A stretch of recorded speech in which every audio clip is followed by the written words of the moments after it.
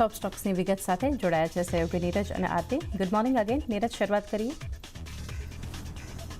જી good morning. અને જો આજના દિવસમાં આપણને જાંગડી ખાસ કરીને જે પરિણામો આવતા દેખાઈ રહ્યા છે એના પર નજર કરીએ. સૌથી પહેલાં ટાટા મોટર્સના પરિણામો અહીંયા આવ્યા છે. 5400 કરોડનો નફો હતો, એની સામે 17,400 કરોડનો નફો રહેતો જોવા મળ્યો છે. જોકે અહીંયા અનુમાન માત્ર 7300 કરોડનું જ હતું, પરંતુ ખાસ અહીંયાથી જે એક ટેકો મળતો દેખાયો છે અહીંયાથી પ્રોફિટ 8,159 કરોડની જે એક ટેક્સ ક્રેડિટ હતી એ ટેક્સ ક્રેડિટ આવતી દેખાય છે, જેને કારણે અહીંયાથી સારો એવો નફો એડ થયો છે. પરંતુ એ સિવાયનો પણ જે નફો કુલ ટોટલ આપણને રહેતો જોવા મળ્યો છે 9,248 કરોડ જેટલો છે, કે જે આપણા અનુમાનથી અહીંયાથી ખાસ કરીને વધારે છે. આવક અહીંયાથી 14% જેટલી વધીને 1.20 લાખ કરોડ પર આપણને પહોંચતી જોવા મળી છે.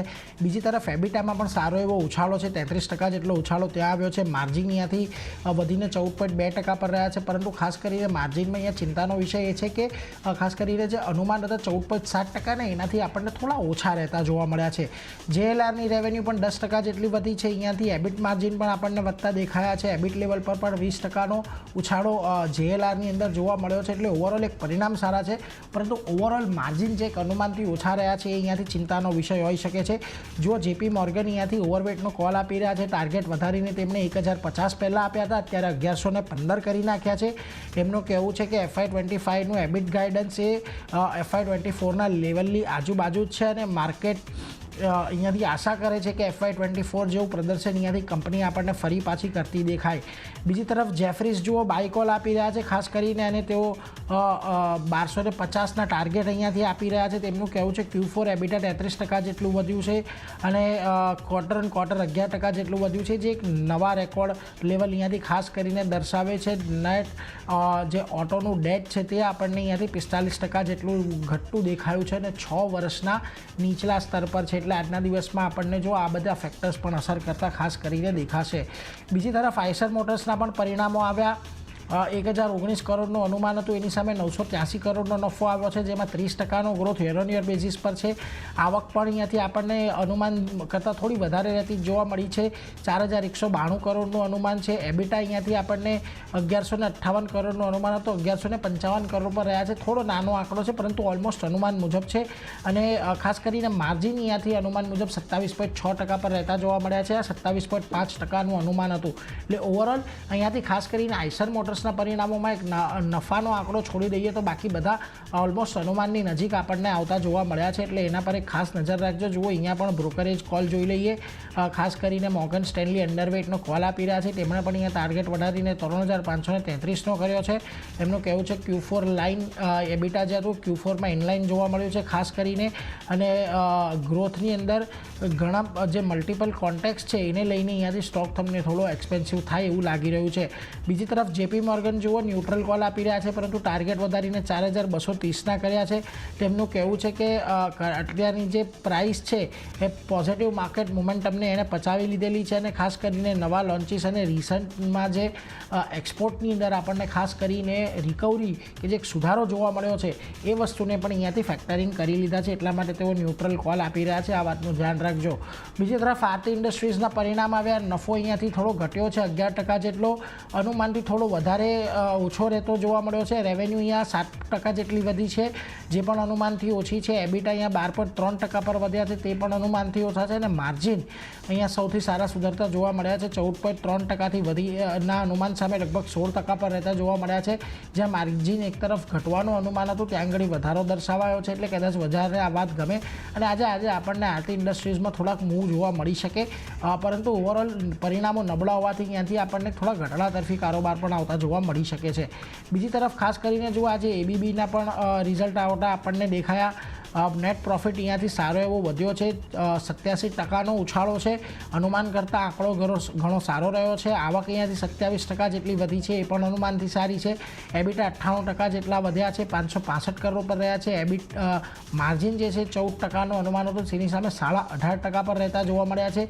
એટલે દરેક મોરચે આજે આપણને એબીબીના પરિણામો ઘણા સારા રહેતા જોવા મળ્યા છે.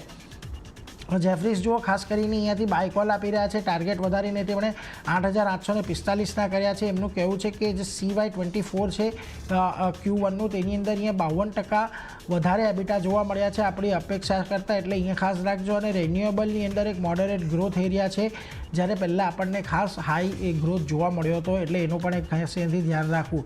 બીજી તરફ JK સિમેન્ટના પરિણામો આવ્યા, સારા પરિણામો છે. પ્રોફિટ જુઓ ઓલમોસ્ટ ડબલ થતો આપણને જોવા મળ્યો છે. 107 કરોડથી વધીને 219 કરોડ પર રહેતો જોવા મળ્યો છે. આવક અહીંયાથી 11% વધી છે. એબિટા અહીંયાથી લગભગ 85.7% જેટલા વધ્યા છે. માર્જિન 12.6%થી વધીને 20.3% પર રહેતા જોવા મળ્યા છે. એટલે દરેક મોરચે અહીંયાથી JK સિમેન્ટના જે પરિણામો છે એ આપણને સારા રહેતા જોવા મળ્યા છે. જોઈએ આજે અહીંયા એક પોઝિટિવ એક્શન આપણે ઇન્ડિકેટ આની અપેક્ષા એક રાખી શકીએ છીએ. બીજી તરફ બેંક ઓફ ઇન્ડિયાના પરિણામો આવ્યા છે. જુઓ 7% જેટલો નેટ પ્રોફિટ વધ્યો છે. નેટ ઇન્ટરેસ્ટ ઇન્કમની અંદર લગભગ 7%નો ઉછાળો છે. ગ્રોસ NPA અહીંયાથી આપણને ખાસ કરીને ઘટતા દેખાયા છે બંને ફ્રન્ટ પર. રેશિયો ટર્મ્સની અંદર ગ્રોસ NPA નેટ NPA બંનેમાં ઘટાડો જોવા મળ્યો છે. પ્રોવિઝન અહીંયાથી ઘટતા જોવા મળ્યા છે. ક્વાર્ટર ધોરણે જો કે પ્રોવિઝન અહીંયાથી લગભગ સારા એવા વધ્યા છે. 501 કરોડના પ્રોવિઝનની સામે 1826 કરોડ રહેતા જોવા મળ્યા છે. એટલે ઓલમોસ્ટ 3.5-4 ગણા આપણને અહીંયાથી પ્રોવિઝન રહેતા જોવા મળ્યા છે, જે થોડીક નિરાશાની વાત તો કહી શકાય, પરંતુ સારી વાત એ છે કે એ પ્રોવિઝનની અસર આપણને પ્રોફિટ પર આવતી જોવા નથી મળી. અને નેટ ઇન્ટરેસ્ટ માર્જિન પણ ક્વાર્ટર બેઝિસ પર વધતા જોવા મળ્યા છે. જો કે યર ઓન યર બેઝિસ પર થોડા ઘટ્યા છે, પરંતુ ઓવરઓલ એક પોઝિટિવ રિઝલ્ટ અહીંયાથી કહી શકાય જો પ્રોવિઝનને એક બાદ રાખીએ તો. બેંક ઓફ ઇન્ડિયા પર બ્રોકરેજનો પણ મત જોઈ લો. મોર્ગન સ્ટેનલી અહીંયાથી અંડરવેટનો કોલ આપી રહ્યા છે. 124નો ટાર્ગેટ આપી રહ્યા છે. તેમનું કહેવું છે કે પ્રી ઓપરેટિંગ પ્રોફિટ જે હતો તે લગભગ 30% જેટલો રહ્યો છે, 30%થી વધુ રહ્યો છે એસ્ટિમેટ કરતાં. એક્સપેક્ટ અહીંયાથી સ્ટોક થોડોક જે નિયર ટર્મ છે, ટૂંકા ગાળે છે, એની અહીંયાથી આપણને થોડોક નબળો થતો જોવા મળી શકે છે. એટલે આ બધા ફેક્ટર્સ પર ખાસ નજર રાખીશું. ટાટા મોટર્સ, આઈસર મોટર્સ આજે આપણને અહીંયા એક મૂવ સારો જોવા મળી શકે છે. પરંતુ આ સિવાય આરતી કયા સ્ટોક્સ કે જ્યાં તમે નજર રાખી રહ્યા છો? જી નીરજ, હું BEML સાથે શરૂઆત કરીશ. અહીંયા જે રીતે પરિણામ આવતા દેખાયા છે, સારા પરિણામ કંપની તરફથી આવતા દેખાયા છે. પ્રોફિટની વાત કરીએ, 62.8%નો વધારો આપણને જોવા મળતો દેખાયો છે. 256.8 કરોડની આસપાસ નફો પહોંચતો દેખાયો છે. આવકની વાત કરીએ, 9.1% કંપનીની આવક વધી છે. 1,513.7 કરોડની આસપાસ પહોંચતી દેખાઈ રહી છે. એબિટાના ફ્રન્ટથી જોઈએ તો અહીંયા 29% કંપનીના એબિટા વધતા દેખાયા છે અને માર્જિન પણ આપણને સુધર્યા છે. 20.7% પર હતા, ત્યાંથી સુધરી અને 24.5% પર આપણને રહેતા દેખાયા છે. તો દરેક ફ્રન્ટથી એક સારા પરિણામ છે. BEMLના કાઉન્ટર પર નજર રાખવાની રહેશે. યુનિયન બેંકમાં પણ પરિણામનું રિએક્શન આજે સ્ટોક બતાવી શકે છે, કારણ કે અહીંયા NIIની સૌથી પહેલાં વાત કરી લઈએ તો યર ઓન યર ધોરણે 14.4%નો વધારો આપણને જોવા મળતો દેખાયો છે અને 9,436 કરોડની આસપાસ NII પહોંચતા દેખાયા છે. નફાની વાત કરી લઈએ તો યર ઓન યર ધોરણે 19% કંપનીનો નફો વધતો દેખાયો છે અને 3,310.55 કરોડની આસપાસ પહોંચ્યો છે. GNPAની વાત કરી લઈએ, 0.4% ઘટાડો અહીંયા બનતો દેખાયો છે અને નેટ NPAની વાત કરી લઈએ તો ત્યાં પણ 3.9% ઘટાડો જે છે તે આપણને બનતો દેખાયો છે. રેશિયો વાઇઝ જોઈએ તો GNPA જે 8.83% પર હતો ત્યાંથી ઘટી અને 4.76% પર આપણને રહેતો દેખાયો છે. અને નેટ NPA રેશિયોની વાત કરી લઈએ તો જે 1.08% પર હતો ત્યાંથી ઘટી અને 1.03% પર આપણને રહેતો દેખાયો છે. તો અહીંયા પણ એક દરેક ફ્રન્ટથી સારા પરિણામ છે. યુનિયન બેંકનું કાઉન્ટર ફોકસમાં રાખવાનું રહેશે. નેક્સ્ટ કાઉન્ટર દિલીપ બિલ્ડકોન, અહીંયા પણ પરિણામનું રિએક્શન આજે સ્ટોક બતાવશે. નફાની વાત કરી લઈએ તો જે 73.2 કરોડની ખોટ હતી તેની સામે કંપનીને 5.3 કરોડનો નફો જે છે તે આપણને થતો દેખાઈ રહ્યો છે. એટલે ખોટમાંથી કંપની નફામાં આવતી દેખાઈ રહી છે. આવક 18.5% વધી છે અને 3,366 કરોડની આસપાસ પહોંચી દેખાઈ રહી છે.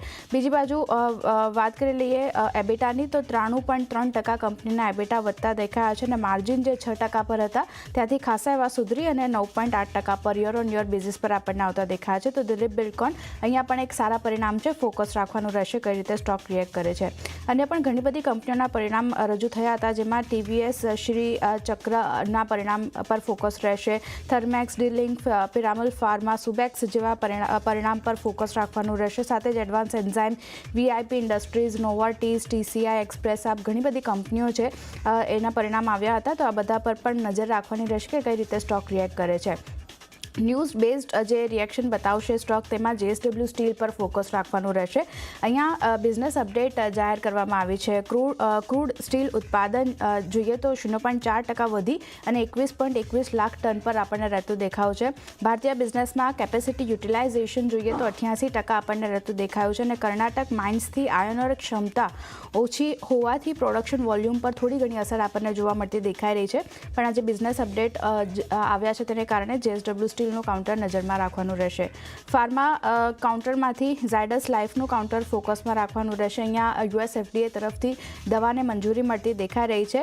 ડેક્સામેથાસોન USP દવા માટે મંજૂરી મળી છે અને ખાસ કરીને આર્થરાઇટિસ બ્લડ હોર્મોન્સ ડિસઓર્ડર માટે આ દવાનો ઉપયોગ કરવામાં આવશે. તો નવી દવાને મંજૂરી મળી છે તેને કારણે ઝાયડસ લાઇફનું કાઉન્ટર પણ આજે ફોકસમાં રાખવાનું રહેશે. અને છેલ્લે લ્યુપિનની વાત કરી લઈએ તો અહીંયા દવા રિકોલ કરવાના સમાચાર આવતા દેખાયા છે. યુએસમાં મિરાબેગ્રોન ER25 mg દવા જે છે તે કંપનીએ ફરી લોન્ચ કરી છે.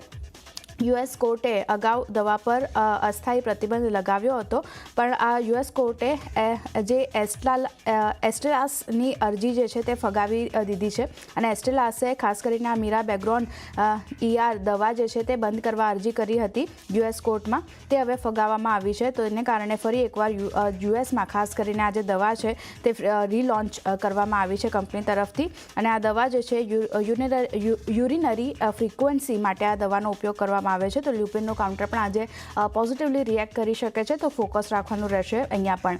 તો ચાંદની આ બધા સ્ટોક જે નીરજ જણાવ્યા મેં જણાવ્યા બધા પર નજર રહેશે. જી તો આ બધા કાઉન્ટર